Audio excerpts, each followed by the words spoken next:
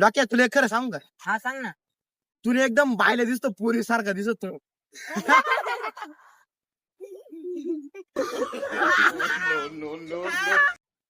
ए दादा तुला एक खरं सांगू का?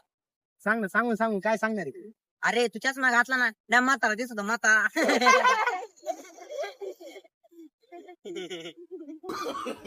हे म्हाताऱ्या. दादा तुलाच मानावं घेतलं रे. अरे मला असं वाटलं सुद्धा नव्हतं मला असं म्हणजे तुझं ते बोलणं ऐकून माझ्या हृदयाला तडा गेला हृदयाला तडा. अरे तू माझ्या चष्मा गेलाच कस काय तू सांग. अरे मी तुला लहान बनवून माझा मित्र मानत होतो मित्र तू माझी इज्जत काढली एवढ्या पोरांना टाकतो. जाऊ दे दादा मी चुकलो.